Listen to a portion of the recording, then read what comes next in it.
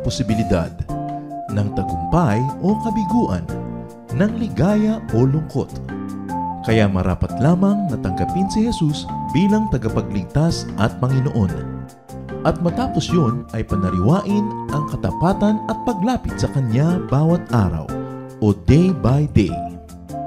Ang day by day ay naglalayong umalalay sa pang-araw-araw na pamumuhay. Narito po si Kuya Ed Lapis sa mensaheng pinamagatang 7 Marks of a Winner.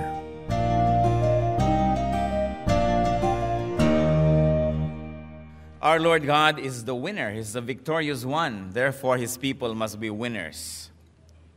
Everybody wants to be a winner, and everybody can really be a winner in his own right, in their own context. God designed His people to be winners. And when we say winner, we don't mean winners against other people, but against their own weaknesses and against the work of the evil one.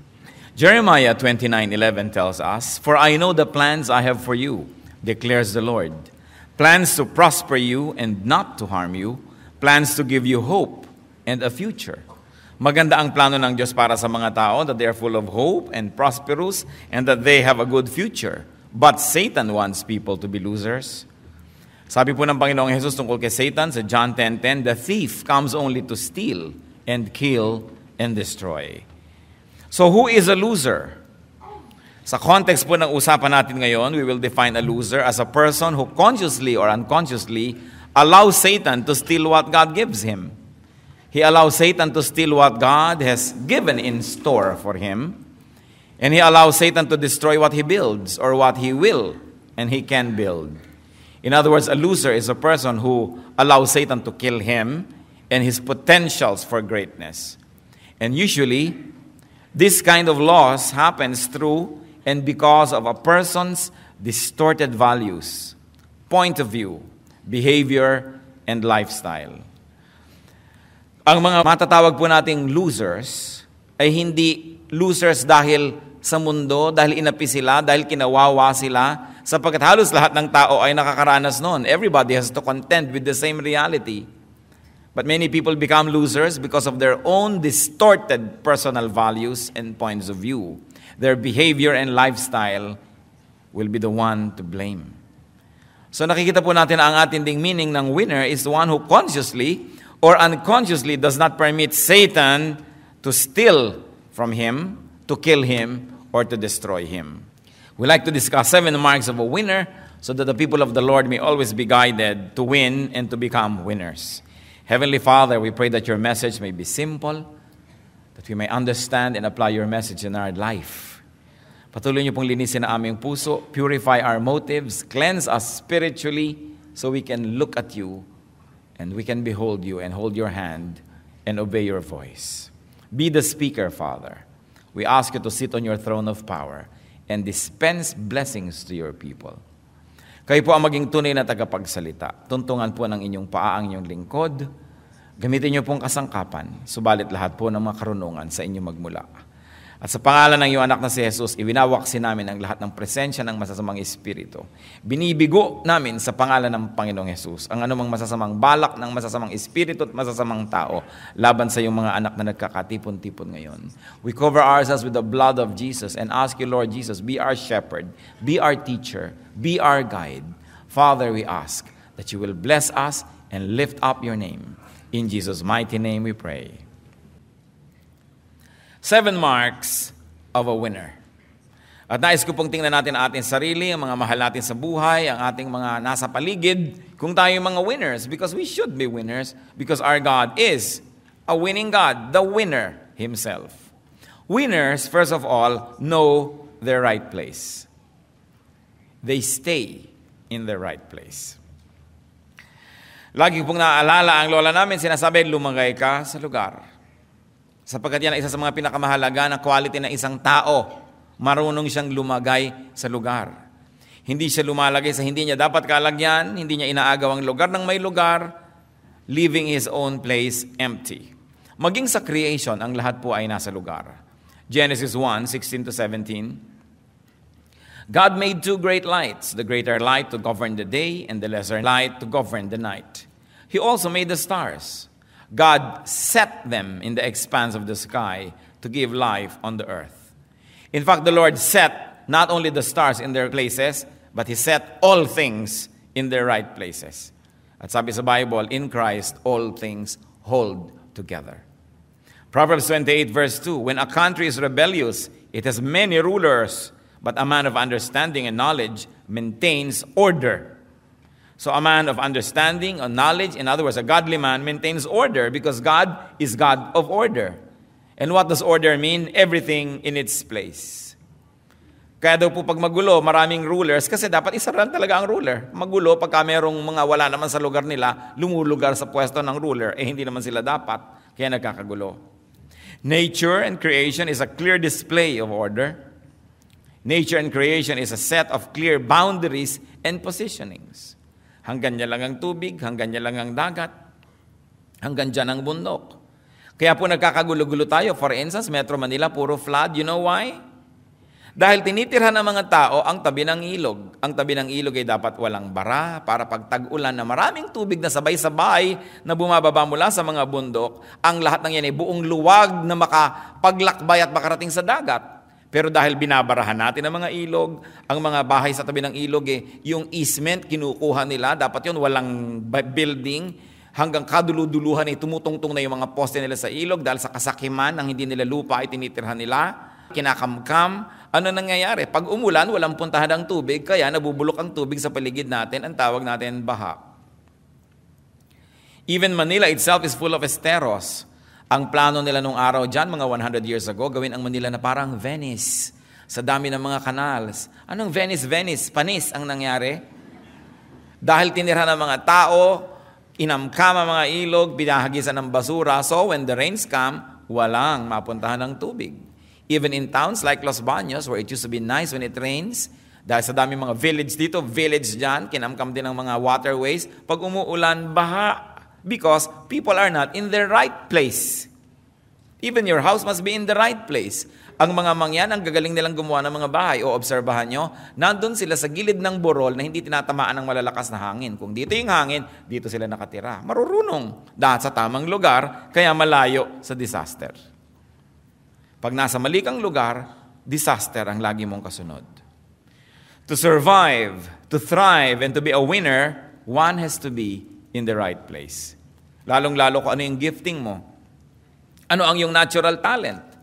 Marami pong mga magulang sa kagustuhan ng mga anak nila maging engineer, maging doktor, maging kung ano-ano. Kahit hindi yun ang talent at gifting ng bata, pinipilit. So 7 beses nang nagbo-board, di pa pumapasa. Hindi kasi yun ang tama niyang lugar. Alam niyo po, ang buhay ay fair. It doesn't mean that life is uniform and everybody is the same. But what is fairness in life? That everybody is gifted to be a winner in something. So when you operate according to your giftedness, your natural talent, doon ka magiging winner, doon ka magsashine. But when you are in the wrong place, you will never shine. It will always be just an uphill struggle. Kaya maganda yung lumulugar tayo sa lugar. That's why God can be called fair. Because everybody is good at something. Now we cannot be good, all of us cannot be good at the same thing. Because magsisiksikan na tayo doon sa area na yon, tapos yung ibang area ng buhay, walang tao. Kaya dapat, iniisip natin yan, nasa tamang lugar. Gusto rin ng Panginoon, halimbawa na ang lahat ng kanyang lupa ay matirhan ng mga tao, pero bakit mayroong urban blight? Because of misgovernance and bad management, the countryside is not managed well. The countryside is very rich, but there are no economic opportunities. So everybody flocks to the city. So, wala nang matirhan, sisiksik na lang kahit saan, ang gulo-gulo, ang sikip-sikip. Hindi yan kagustuhan ng Diyos, pero wala tayo sa lugar. Wala sa disenyo. Pag sumakay kayo sa aeroplano, makikita nyo ang luwag ng Pilipinas. Bakit nagsisiksikan ang lahat sa Metro Manila at sa Cebu? At sa mga towns, makikita nyo po, ang mga town, siksik. Tapos ang laki-laki nung pagkalaki-laking space sa mga labas ng town na walang katao-tao. So hindi naman masikip talaga ang Pilipinas. Wala lang tayo sa lugar. It is important to be in the right place.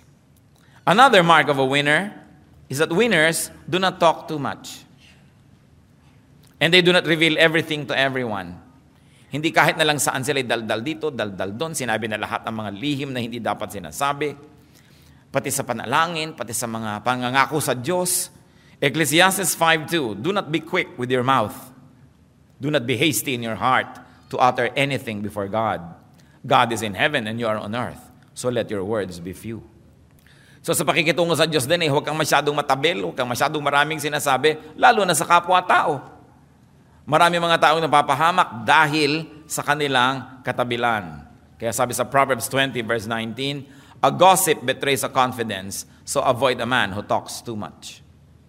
And if you talk too much, and if the Bible says you must be avoided, how can you be a winner? For us to win, we need a lot of help. We need help from people. But people help only those that they like. And if you talk too much and if you cannot be trusted, who will like you? Therefore, who will help you? It is important not to talk too much. Especially kung ang mga talk natin nakakapagpabigat sa ating kapwa. One mark of a loser is that he always complains.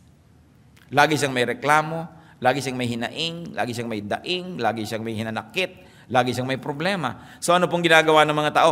Iniiwasan siyang kausapin. At yung mga iba na hindi makaunawa kung bakit sila iniiwasan, sabihin, kasi mahirap ako Kung nung araw lang na medyo may pera-pera ako, gusto ng mga tao, kausap ako. Siyempre, kahit nakakainis ka, kung may pera-pera ka, napagtsatsagaan ka. Kung wala ka ng kapera-pera, sino pa magtsatsaga sa'yo? Nakakainis ka pa. Pero may mga taong walang kapera-pera, pero gusto mo lagi siyang kausap kasi nakaka-enrich. This is the winner. Na pagkakausap mo, nahawahan ka ng enthusiasm, ng sigla, gumaan ang iyong loob, nagkaroon ka ng pag-asa, tumibay ang iyong pananalig, nagkaroon ka ng ngiti sa iyong mga labi. Gusto mong kausap yon. Pero gusto mo bang kausap yung taong ting darating ang traffic? Hindi umaandar ang motor namin ng tubig. May sakit ang aso namin. No? Ang maid ko, 3 linggo na hindi pa bumabalik. Yung problema dito, problema doon, problema dyan. Wala na silang sinabi kundi mga masasakit sa tenga. People will avoid you. And people avoid you, you lose. That's why winners don't talk too much. Especially, they do not talk too much of tragedies and horrible things. Pag may sinabi sa'yo ng taong, kumusta ka? Kung ipapaliwanag mo pa talagang inopera pa lamang ang iyong bituka at tinanggalan ng 3 inches, may mga 5 tahi, walang may gustong makinig nun. When people say, kumusta ka? Ang gusto lang nilang marinig, mabuti. Subukan mong may problema nga ako, financial. Takbo agad yung kumusta sa'yo. Don't talk too much. Another mark of a winner is that winners do not trust easily. They do not trust others blindly. Sabi sa Jeremiah 9:4, beware of your friends. Do not trust your brothers.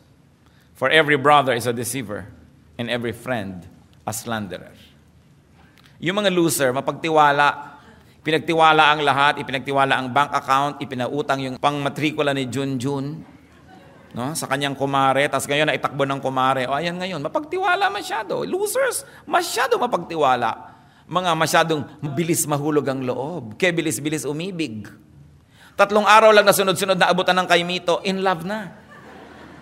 Madaling mahulog ang loob, loser. Because people always want to take advantage of you and people like to cheat you. So you've got to be very, very defensive many times in order not to be taken for a ride. Micah 7, verses 5-6. Do not trust a neighbor. Put no confidence in a friend, even with her who lies in your embrace. Be careful of your words. For a son dishonors his father. A daughter rises up against her mother. A daughter-in-law against her mother-in-law. A man's enemies are the members of his own household. At huwag niyo sabihin sa akin, hindi totoo yan.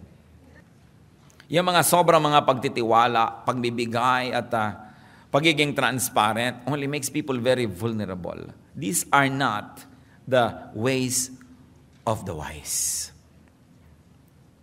Hindi naman natin sinabi na maging paranoid na tayo at huwag na magtiwala kahit kanino. Pero ang sinasabi, huwag agad-agad. Subukin muna. Siyasatin, suriin ang kapwa bago pagtiwalaan. Remember, only those that you trust can deceive you. Because those that you do not trust have no chance to deceive you. So lahat lang ng pinagtitiwalaan natin ang pwedeng panggalingan ng mga mandaraya sa atin. Kasi ang di natin pinagtitiwalaan, walang pagkakataong mandaya dahil hindi nga pinagtitiwalaan. Kaya lahat ng nadaya, sino ang nandaya? Yung pinagtiwalaan. Kaya kailangan maingat. Another mark of a winner. Winners do not commit easily. Hindi sila agad-agad na pipirma sa kontrata. Hindi sila agad-agad sasabihin, sige, sasamahan kita. Sige, kapanalig mo ako. Sige, tutulungan kita. Wise people, winners, say, I shall see. Or if you want to be spiritual, let me pray about it. No? Why don't I pray and you fast? No? Pag may nagsasabi sa'yo, pautangin mo naman ako, sige, ipagpe-pray ko, ipag-fast mo muna. Diba? Kailangan nito ka, sige, agad-agad.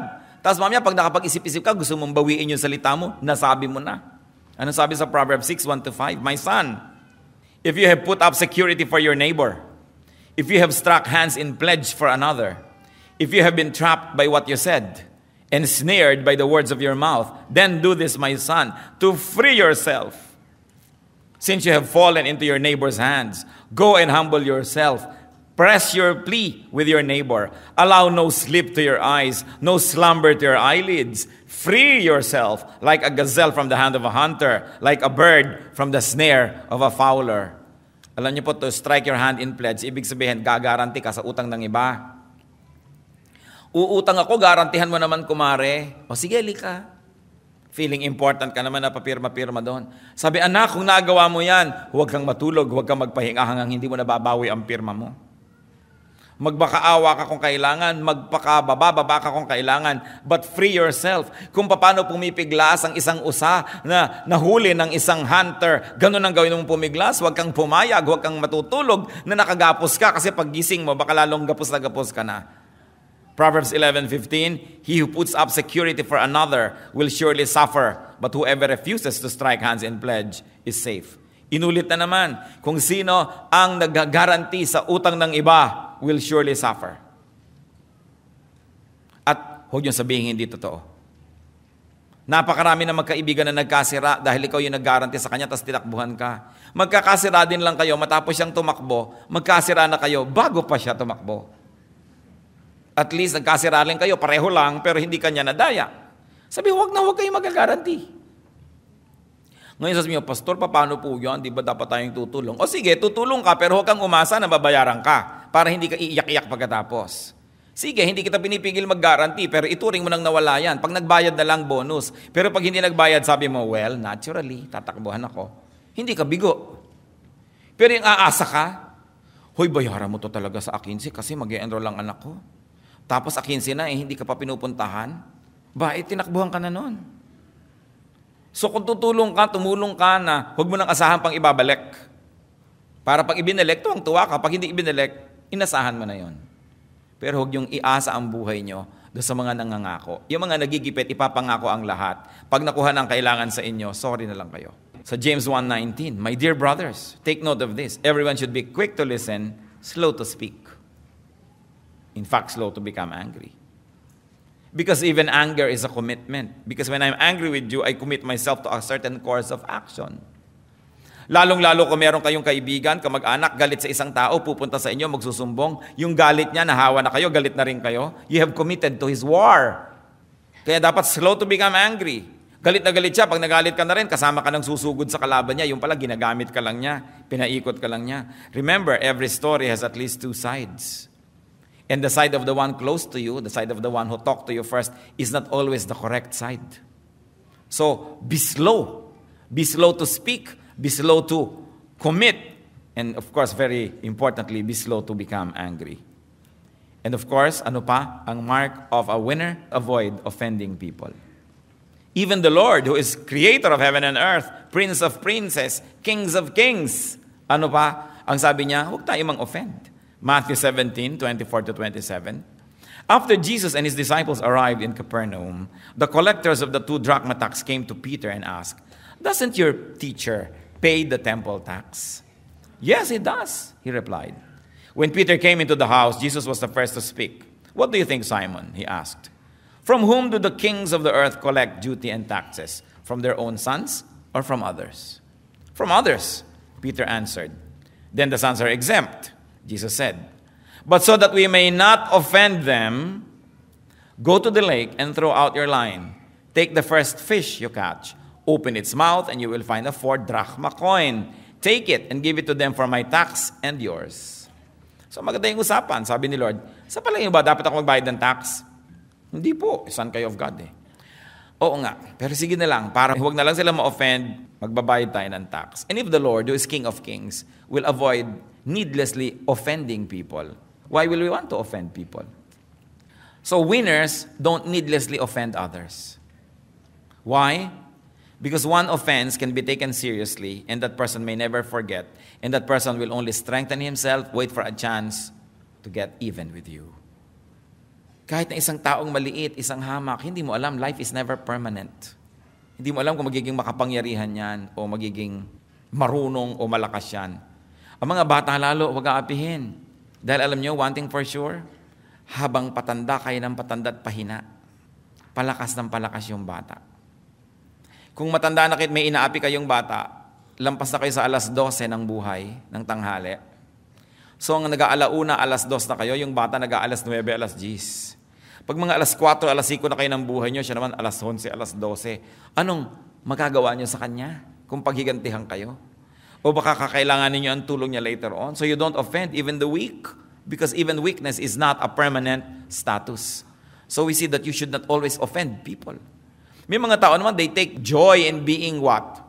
Brutally frank. Gustong-gusto nila pag nagsalita sila, may napapahiya, meron sila i-correct. May nagmamagaling na nga, may nagpapasikat, papahiyain mo pa, sasabihin mo pa, mali ka, ito ang tama. Anong gusto mo, magalit siya sa'yo? You will never win a friend. And you always need many people to help you for you to succeed. So wise people, winners, do not offend people. Kaya ang sabi sa Psalm 139 verse 24, see if there is any offensive way in me, and lead me in the way everlasting. Losers offend many people. Winners achieve because people help them. People help those that they like. And people do not help the offensive. Nagtataka ko, may mga tao, talagang tuwang-tuwa sila na may nabara sila. Yung nagkakantsawan, sasaktan mo yung feeling ng isa, pipintasan mo siya, sasabihin mo hindi nakakatawa ang kanyang joke.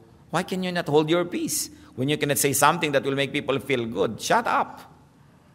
Unless you are a prophet. But remember, the prophets get beheaded, they get killed. No? Miserable ang nagiging mga ending ng mga propeta because they don't hold their mouth. Kaya mahirap yung prophecy as ministry. Another mark of winners. Winners make and keep themselves useful. Dapat useful. Kahit po si Paul, kahit na deserve niya ang lahat ng support at tulong ng mga taong pinapakain niya spiritually, dinala niya sa Panginoon, tinutulungan. Sabi niya 2 Corinthians 11:9. And when I was with you and needed something, I was not a burden to anyone. For the brothers who came from Macedonia supplied what I needed. I have cut myself from being a burden to you in any way and will continue to do so. Winners are pleasure to be around. In other words, hindi sila pabigat. Ang mga losers, pabigat. Tuwing darating sila, ang sinasabi lang nila, give me. Pag dumarating sila, sinasabi nila, comfort me, feed me, take care of me, encourage me, and that drains your energy, so you don't want to be around too much. Therefore, they become losers. Dapat lagi po tayong useful. Kung meron mang ibinibigay sa atin ng kapwa, meron tayo dapat ibinibigay in return. Tinutulungan nila tayo in one area, susuklian natin ang tulong in one area. Hindi yung kabig ka lang ng kabig, wala ka namang taya. Napakahalaga to be useful. And when people are useful, you want them around. When they are helpful. Napakahirap nung papakanin mo na ikaw pa ang magluluto, ikaw pa ang magliligpit, ikaw pa ang mag-entertain, hindi man lamang tumutulong. Kailangan ng tao lagi humahanap ng paraan to be useful. Then you will be a winner because people will like you. Ephesians 4:11-12. It was he who gave some to be apostles, some to be prophets, some to be evangelists, and some to be pastors and teachers, to prepare God's people for works of service, so that the body of Christ may be built up. So everybody must be into some work of service. If you are part of the body, kung ikaw ay part ng body na walang silbi, di tatanggalin ka lang kasi pabigat ka lang. Useful people are winners. Because even those who help them benefit. Maging ang inililimos sa kanila ay nagmimistulang mga puhunan na tumutubo pagdating ng panahon. Sapagkat ang ginagawa nilang mabuti sa kanila ay sinusuklian nila ng ibayong kabutihan. Kung tayo po tumatanggap ng kabutihan sa ating kapwa, lalo pa nga halimbawa, medyo mahina tayo, may sakit tayo, panahon ng kahinaan, tiyakin natin na may mga panahon naman na kaya natin at may kakayahan tayo, tayo naman ang tumutulong, tayo naman ang nagbibigay. Kung sa ating mga kamag-anak, meron tayo laging mga potluck, meron tayong mga event, lagi ka nalang dumarating na wala kang kadala-dala dahil talagang walang-wala ka, okay lang. Pero tiyakin mo naman na pag nagkakaroon ka, magdadala ka naman kahit man lamang 3 siniguelas, kalahating santol. May dala ka man lang so that people will see your good intention. It is important to communicate na wala lang akong dinadala kasi wala pero tingnan nyo, pag nagkakaroon ako, kahit in a little way, nagdadala rin ako. So that people will not avoid you. So that you are useful. Napakahalaga po, lagi nating susuklian ang ginagawa sa atin ng ating kapwa.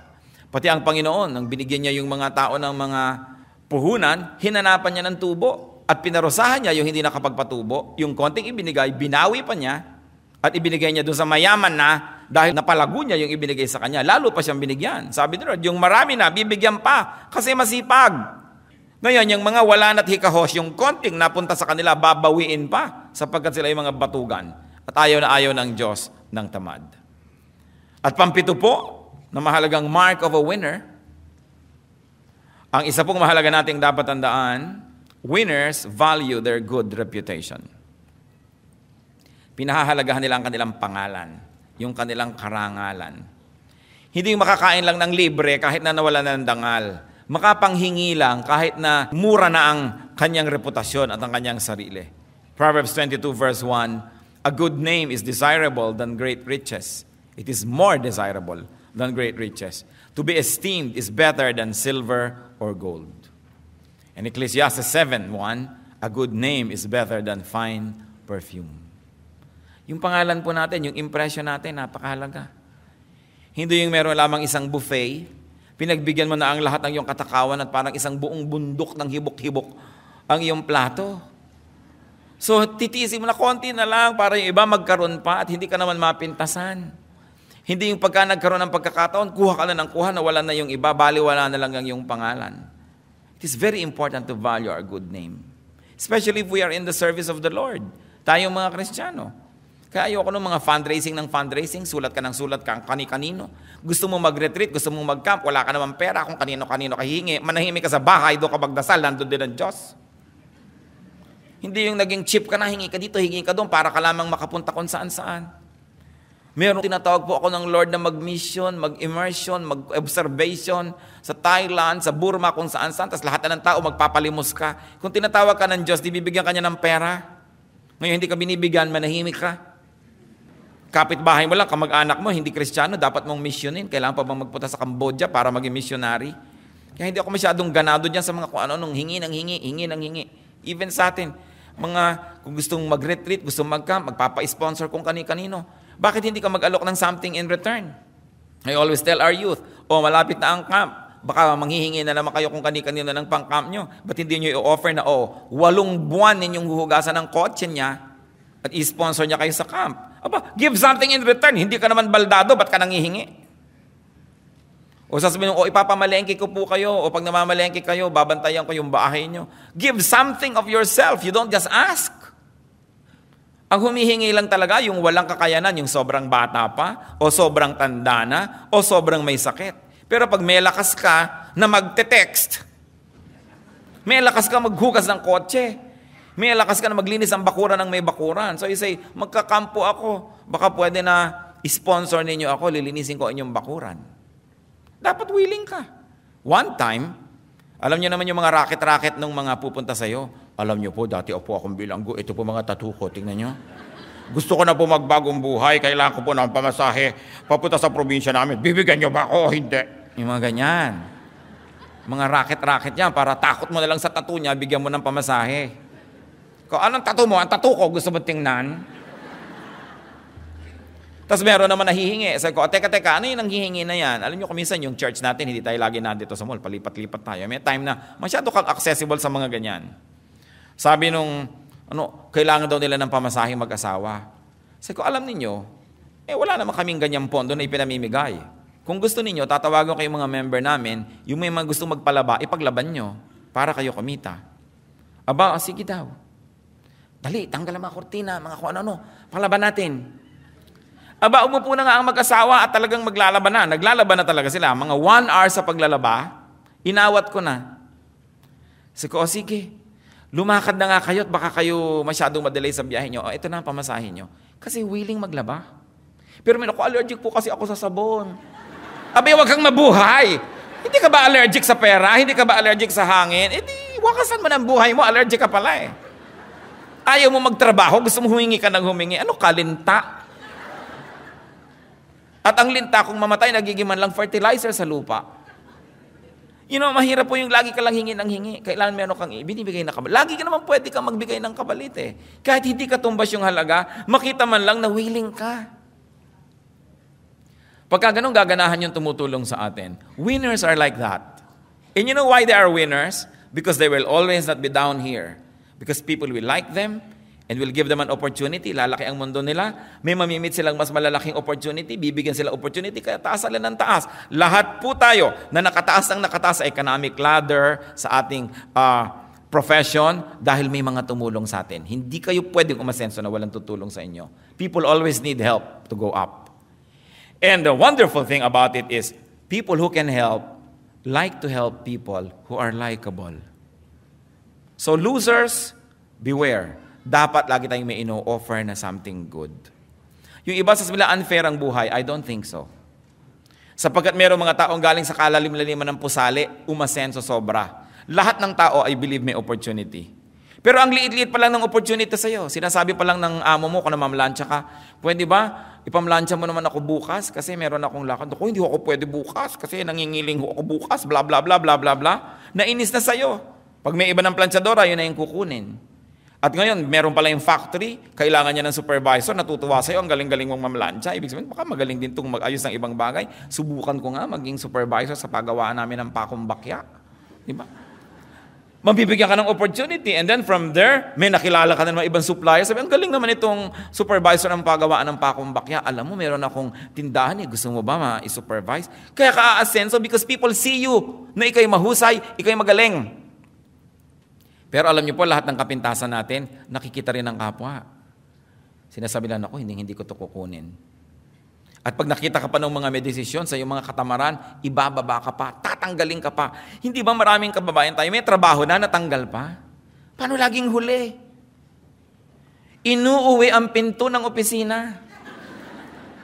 Paano hindi matatanggal? We all have opportunities. I believe that God is fair.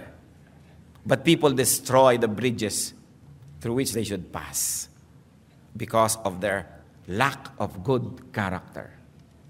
At isa po yan na kapintasan ng mga losers, bad character.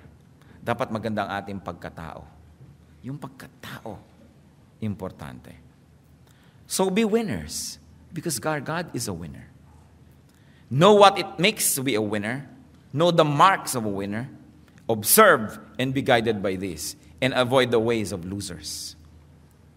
At kung tayo po sa buhay natin, naramdaman natin parang loser, it's not the end of the world. Meron pa tayong pag-asa. Kung meron tayong mga kakilala ng mga losers, tulungan natin sila. But remember, help from a distance.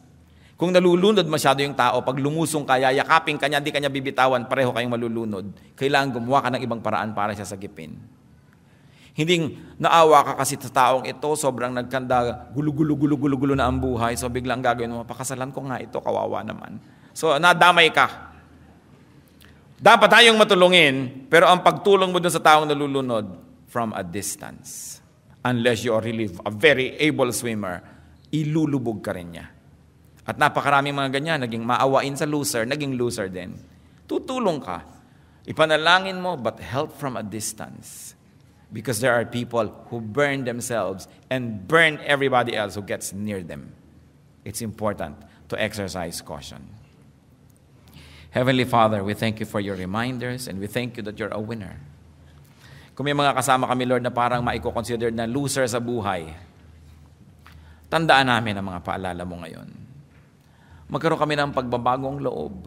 Ayusin ang aming mga ugali, ang aming pamamaraan. And in that case, O Lord, we will live and stand and walk along the path of blessings. And therefore, we will be blessed. Ituro mo sa amin na higit lalong mabuting paraan. At sa mga areas, Lord, ng buhay na kami mga winner talaga, we thank you, we praise you, we honor you. At ipakita mo sa amin yung aming mga areas where we are losers. At makita namin, Panginoon, ang pananagutan namin kung bakit kami loser. Tigilan namin ang paninisi sa kapwa at tingnan namin kung ano ang aming ugali, ang aming paraan, ang aming lifestyle. Help us, Father. We thank you, Lord. And we commit our lives to you, that through victories in our lives, not against other people, but against our own weaknesses, we may glorify you. Sa ilang saglit tayo tumungo sa presensya ng Panginoon, magpasuri tayo sa Kanya. If there are any losing ways of losers in our lives, iwaksin natin yan. Humingi tayo ng tulong sa Panginoon na magkaroon tayo ng pagbabagong loob, maiba ang ating buhay, at ipasalamat natin yung areas where we win. The Lord is here. Seek His presence and ask the Spirit of the Lord to tell you exactly where you stand. Tayo ba'y winner o loser? Hindi bagay sa mga anak ng Diyos ang maging loser because our God is victorious. Spend some time with the Lord in silence.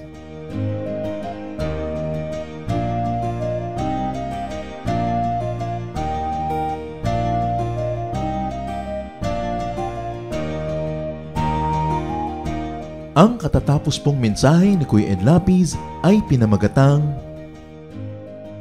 7 Marks of a Winner.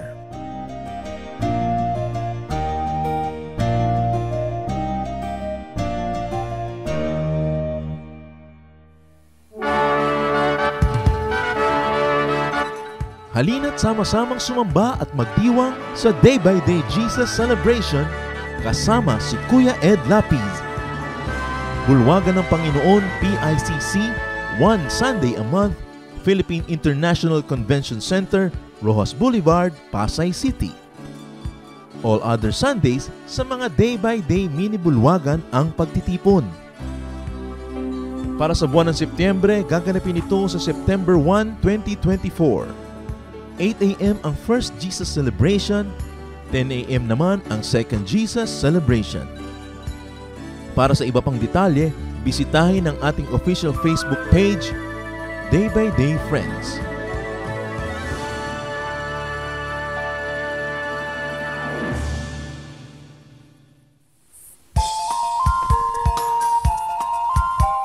Magandang araw. Ako po si Pastor June Benaflor ng Day by Day Jose Abad Santo. Inaayahan ko po kayong dumalo, makibahagi at makisaya sa aming pagtitipon tuwing Biyernes sa 4th floor, Dulce Memorial Chapels, Jose Abad Santos, Tondo, Manila. Nagsisimula po sa ganap na 5 ng hapon ang Jesus Study at susunod po sa ganap na 6 ng gabi ang Jesus Celebration. Para po sa karagdagang impormasyon, tumawag o mag-text sa 0921-651-2206 o bisitahin ang aming FB page, DVD Jazz. Magkita-kita po tayo, hihintayin po namin kayo.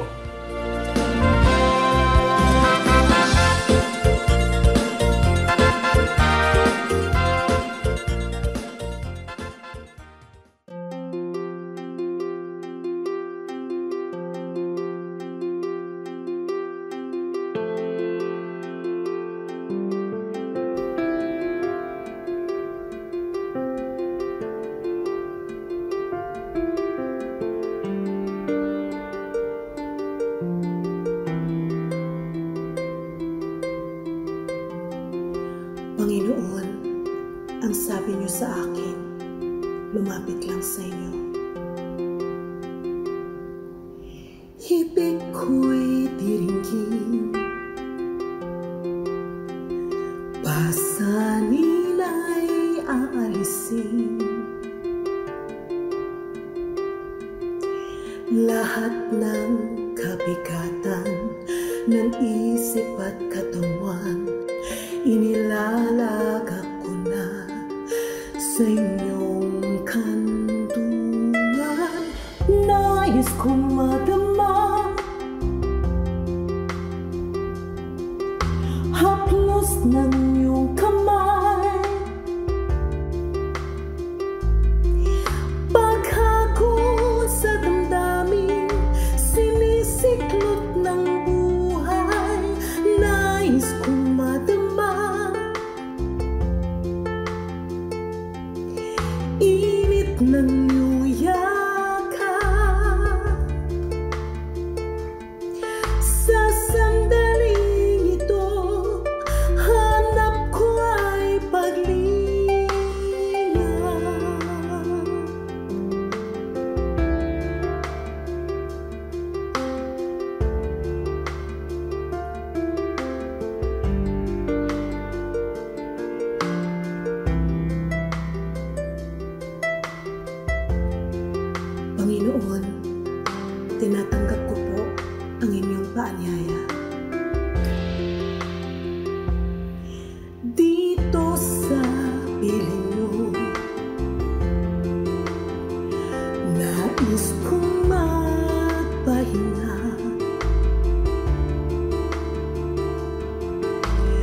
Ang pagod kong puso naghahanap ng ligaya, lapatan mo ng lunas, bigyan ng pag-asa.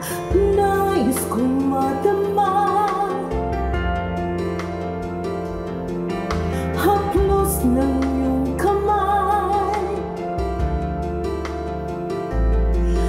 paghakot sa damdamin, sinisiklot ng buhay. Nais kong madama init ng iyong yakap. Sa sandaling ito, hanap ko ay paglinga.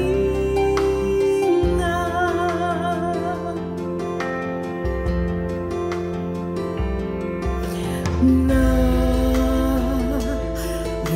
ako ngayon, ito yan mo, sa bisig ng iyong pagmamahal. Nais kong madama haplos ng iyong kamay, paghakot sa damdamin, sinisiklot ng buhay. Nais kong madama init ng iyong yakap. Sa sandaling ito, hanap ko ay paglinga. Nais kong madama haplos ng iyong kamay, paghakot sa damdamin, sinisiklot ng buhay. Nais kong madama init ng iyong yakap. Sa sandaling ito, hanap ko ay paglinga.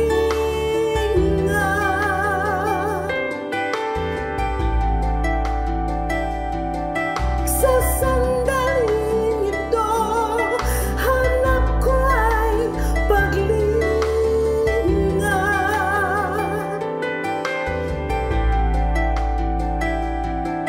Sa sandaling ito, hanap ko ay paglinga.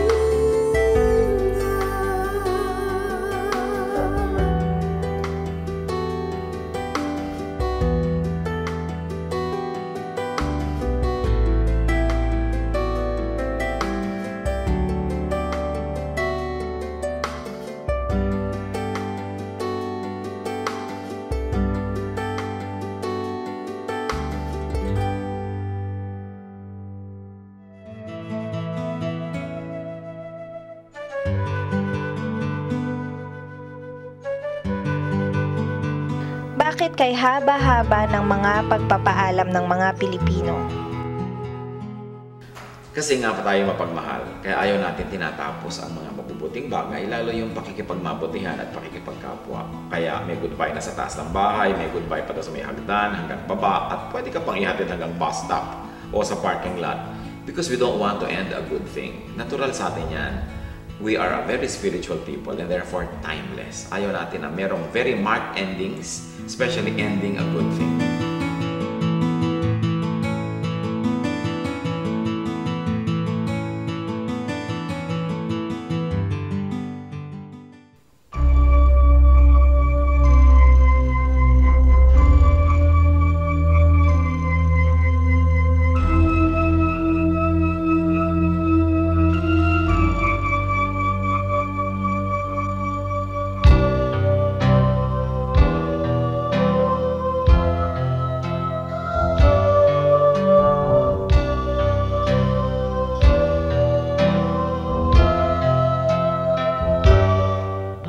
Bakit labis na pag-ibig ang nais kong ibigay?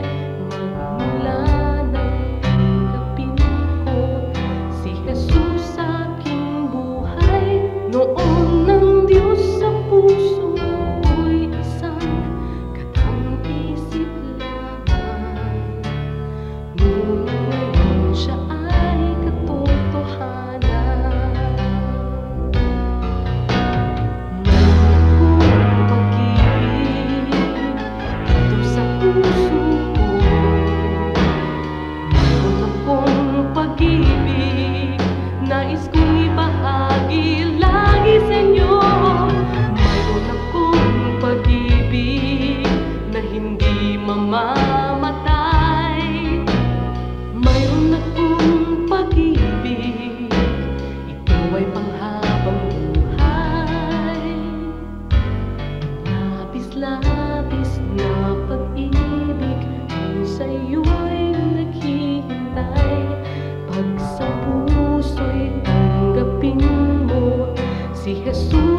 Siyang buhay, noon ng Diyos sa puso mo'y isang katang-isip lamang.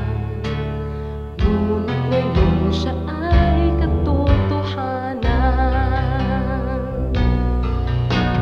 Mayroon akong pag-ibig dito sa puso ko. Mayroon akong pag-ibig nais kong ibahagi lagi sa inyo. Mayroon akong pag-ibig na hindi mamamatay. Mayroon akong pag-ibig, ito ay panghabang buhay. Mayroon akong pag-ibig, ito ay panghabang buhay. Mayroon akong pag-ibig, ito ay panghabang buhay.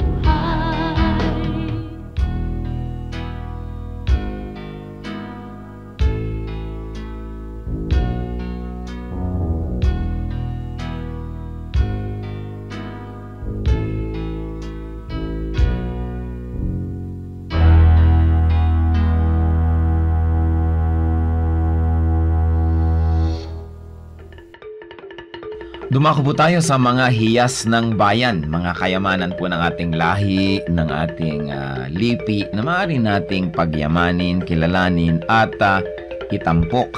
At ito po ay atin ding ipamana sa mga darating pang henerasyon. Ang atin po ngayong itatampok na hiyas ng bayan ay ating mga kasabihan. Marami po tayong magagandang mga kasabihan. At bakit po kayamanan ng bayan ang mga kasabihan? Sapagkat ito po ay mga karunungan na naipon, sinala, niliglig, binuo ng panahon. Sa tagal ng ating mga karanasan bilang isang bayan, bilang mga mamamayan, bilang tao, ang ating po mga ninuno ay nakabuo ng mga salawikain na nakabase sa mga mahahaba, matatagal at malalalim na mga karanasan. Kaya dapat lamang namang pahalagahan ang mga kasabihang ito, sapagkat hindi naman tayo basta-basta makakaimbento ng kasabihan sa loob ng isang araw o isang linggong karanasan. Kailangan po ang mahabang pag-oobserba sa buhay, pagdidili-dili, at pagkatapos po ay pagbubukas ng isip. Ang atin pong kasabihan na itatampok sa araw na ito ay galing sa Katagalugan: ang kahoy na likot baluktot, hutukin hanggang malambot. Kung lumaki at tumayog, mahirap na ang paghutok. Talaga nga naman po, tamang-tama. At ito po ay galing sa UP Cultural Dictionary for Filipinos ni Thelma B. Quintanar at mga kasama. Uulitin ko po ang kasabihang ito: ang kahoy na likot baluktot, hutukin hanggang malambot. Kung lumaki at tumayog, mahirap na ang paghutok. At siyempre, ito po ay hindi naman talaga tungkol sa mga kahoy ang pinag-uusapan. Bagamat napakaganda po nung nakikita natin dito na imagery.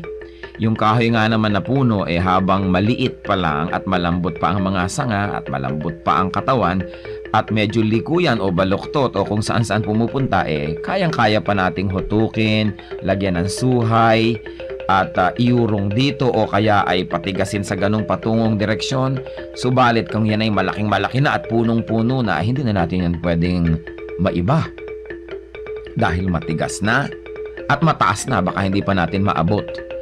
At ito po naman siyempre yung metaphor na ito ay may kinalaman sa pagpapalaki ng mga bata, sa paghubog ng kaisipan, sa paghubog ng mga paniniwala at mga pagpapahalaga. Napakahalaga ang pagtuturo sa bata ng mga konsepto ng tama at mali, ng maganda at ng mga hindi maganda, habang ang tao ay bata pa, habang ang kanyang isip ay mura pa, at habang siya ay masunurin pa, habang siya ay dependent pa at umaasa pa sa kanyang mga magulang o sa mga matatanda, habang siya ay teachable and impressionable, ay kailangan na dumating tayo sa talagang masusi at seryosong pagtuturo. Napakahalaga na turuan ng mga bata sa tamang panahon. Huwag po nating ipaurong-urong ang pagtuturo sa mga bata. Pag kami mga itinatanong, huwag natin sabihin, o bata ka pa, hindi mo pa malalaman yan, saka na, pagtanda mo na. O kaya, ano ba, kabata-bata mo, ang dami mong tanong, malalaman mo rin yan pagtanda mo. Kailangan po maingat tayo sa pagsagot sa mga tanong, ibigay po natin ang mga sagot na tumpak at tama, at itrato natin ang mga bata na parang matanda kung ating kausap, igalang din natin sila, at bigyan natin ng mga tamang paliwanag. Tandaan po natin ang pagbabantay, ang pagtuturo, ang paghuhutok sa mga mumunting mga bata. Yan po ay magkakaroon ng panghabang buhay na epekto sa kanilang buhay. Kaya isa pong mahalaga na paalala rin sa ating mga magulang, bigyan natin ng oras ang ating mga anak, bigyan natin ng panahon na mahutok yan sa tama, sapagkat kapag malaki na, mahirap na po yan na ibahin pa. Kaya ilapit natin sa Panginoon habang maaga, palakihin natin ang may takot sa Diyos, palakihin natin na kasama ay mga mananampalataya, nadidinig ang salita ng Diyos, mga Kristiyanong awitin, at nang sa gayon, ang batang ito ay lumaking nasa tamang direksyon. Sabi rin po yan sa Bible, train up a child in the way he should go, and when he is old, he will not depart from it. Meron po tayong equivalent niyan sa ating pong kultura, sa ating mga kasabihan. At yan po ang hiyas ng ating bayan ngayon, kasabihang, ang kahoy na likot baluktot, hutukin hanggang malambot. Kung lumaki at tumayog, mahirap na ang paghutok.